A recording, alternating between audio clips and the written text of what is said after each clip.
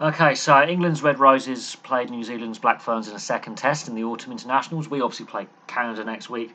New Zealand play France. On the back of last week's performance, I was expecting a response from the Black Ferns. They got worse this week. It was 56-15 at full time, 28-0 at half time. Record-breaking half-time score, record-breaking full-time score for points conceded by New Zealand. They've never, ever in their history as a women's national side conceded 50 points. The first half was just all England. There was a brief spell where New Zealand had a little bit of the ball, but it was 40 minutes of dominance, really. The line-out, the rolling maul, a penalty try in there. I mean, Amy Cockayne getting 2 tries from hooker, both from rolling mauls. Accurate with the throw-in. You know, the forward pack does its work from the set play. They've obviously worked on the maul. In the Six Nations in recent years, Italy and France, they've exposed certain weaknesses in the England forward pack at scrum and line-out time. And so this autumn, England have worked on that. And you can see why they're the number 1 team in the world. And having Lewis Deacon as your forwards coach as well, I think will help her a little bit. But 2 tries for Amy Cockayne in the first half. Kildunn enters the back line from fullback like a rugby league fullback would, and her try on 12 minutes. So 2 tries in 4 minutes. Again,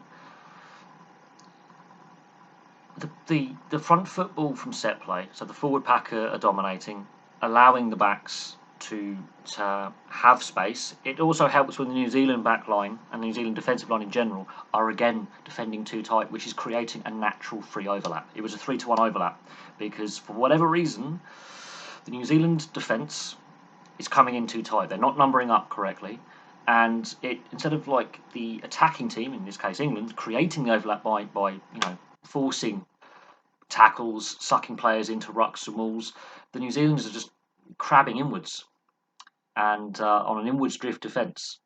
I don't understand that. So Kildunn, she played very well in the first game. Not as impactful in this second test, had less of the ball, still gets a try. The penalty try for the deliberate knock-on, I would say this, England had a player sent to the sin bin for a similar offence in the second half. Coxedge didn't have her best game, most experienced. And if you watch the New Zealand Sevens and you watch the Olympics, I think that should have just been a scrum. I don't think necessarily you could categorically say with certainty that is a deliberate knock-on in a try-scoring opportunity. I understand why it's been given, and we saw in the second half consistency, which is good to see, but it leads to a penalty try. However, at 21-0, whilst New Zealand down to 14 players, we don't exploit that. It takes until right on the stroke of half-time for Cockayne's second try, again from a rolling maul, again from a line-out, to make it 28-0. But for that period when the Black Ferns are down to 14 players, plus the next few minutes, the game sort of, the flow went. England's penalty count goes up. They're cruising at 21-0. They lost a little bit of intensity, which happens when you're in that situation. But then we finished the half on a high note. It's 28-0. That is a record-breaking scoreline. That breaks last week's record-breaking scoreline. So this has not been a good autumn series for the Kiwis. It hasn't. Half-time comes. Cockayne gets her hat-trick. Again, rolling maul from line-out. The Black Ferns had no way of dealing with this. And this comes down to coaching.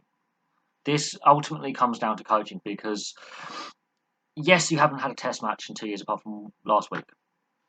Okay, a lot of international sides haven't played. But at club level, it doesn't matter if you're amateur, semi-pro or pro, they have been playing. This then therefore comes down to the coaching setup, the forwards coach, the defence coach, the head coach. They would have seen footage of England in the Six Nations. They would have seen that there were certain weaknesses in England's forward pack when it came to scrum and line-out, especially against the French and the Italians, who seemed to disrupt it very, very effectively. And the French and Italians are not bad international sides for the level that women's rugby is at. They are very competitive. They do target the forward battle very, very well. They're very well drilled in that area. I was very surprised that this New Zealand side did not attack it more last week and this week. They've been dominated in both test matches. To concede, in the end, they conceded yet another try off a rolling maul later on in the game. But that's a hat-trick for a hooker. That should not be happening at test level. It doesn't matter if it's the men's game or women's game. Should not be happening. They do respond with Portia Woodman's try, keeping the width. That is a very, very well taken try after about 5 or 6 minutes of consistent pressure. So as soon as Harrison converts Cocaine's hat-trick, it is all New Zealand for the next 6 minutes. And that was when they actually started to play. They're getting battered. They hold on to the ball, phase after phase. England's discipline starts deserting them. They've lost that little bit of intensity and discipline. And Portia Woodman's first try is very well taken. There's a glimmer of hope for the Black Ferns. It doesn't last very long. After that, Infante, I don't know what the line-out's doing, but this has been an issue in both tests for New Zealand. Their line-out's misfunctioned. As a New Zealand line-out, the England scrum half should not be catching that at the back end. I think she was as surprised as everyone else. I don't think anyone was expecting that, but that's overcomplicating it on your own try line. They played themselves into trouble. Lark Davis, rolling ball. The forward pack had got dominance. The line out's working very effectively, 90%. And it doesn't matter who's the starting number 2, whoever's in the hooking position, because the whole forward pack are brought into that rolling ball. They've got it down to a T. They've got the drive right. The Black Ferns just couldn't cope with it. They've obviously not done their homework and were not organised enough. They weren't tuned in. And that's 4 rolling ball tries they've conceded. The yellow card for McKenna, consistency. We saw for the Black Ferns, the Red Roses, consistency. I for once, I'm going with the refs. They've been consistent with a decision. They called one a yellow card earlier in the game. They've got to call this one a yellow card as well. Therefore, I have no complaints. Even though we could question the first one, was it a deliberate knock-on? This one definitely is a deliberate knock-on, so I have no complaints.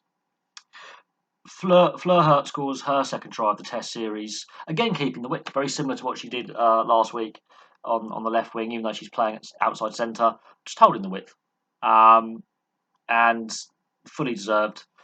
Abby Dow's try, that comes from stripping the ball. The Kiwis are trying to throw it around. They're getting desperate at this point. Ball retention and looking after the ball. You don't want to go into a tackle fully standing up straight. You want to at least turn your body, trying to protect the ball. It's easily stripped, and then that's just a breakaway try. And Abby Dow, if you look at her try scoring ratio, that is terrifying if you follow the women's game. Portia Woodman gets her second try right on the stroke of full time. And again, well deserved, keeping the width. And she's a very good sevens player as well. So she had a bit of work to do. She had to beat 2 defenders and knock them over the line. She's a very powerful, for her size, player. But she's brilliant on the sevens circuit. If you've watched the sevens circuit, if you watch the Olympics, Portia Woodman is one of the best wingers in the women's game. But full time, 56-15. That was a blowout. It could have been more. I think England's discipline let them down a little bit. New Zealand's discipline was poor throughout the game, but England's discipline after the penalty try, they lost that little bit of intensity, lost that bit of discipline. And the Canadians, I've watched the last 2 Canadian tests they played against the US. The Canadians look very good defensively, very well organised. They're not quite on the same level as New Zealand, but a lot of the Canadian players play in England. They're the 3rd best team in the world. And I don't think England, even though they've had 2 record-breaking wins in a row, can't underestimate Canada. The Black Ferns, they play the French next week, and the French are a pretty good, solid outfit as well, who like to play like the French men's team of the 90s. They like throwing the ball around, and they have a very powerful forward pack, and that New Zealand forward pack looked dominated the last 2 games. They didn't look up for the fight, they didn't look ready, and that lies with the coaching. They've had plenty of time away from the test level where, COVID's had an impact, but the New Zealand players have been playing domestically in New Zealand, and the coaching setup hasn't shut down. They should have been doing their homework on the England scrum, on the England line-out, on the set play, because that is actually, ironically, a weakness for England.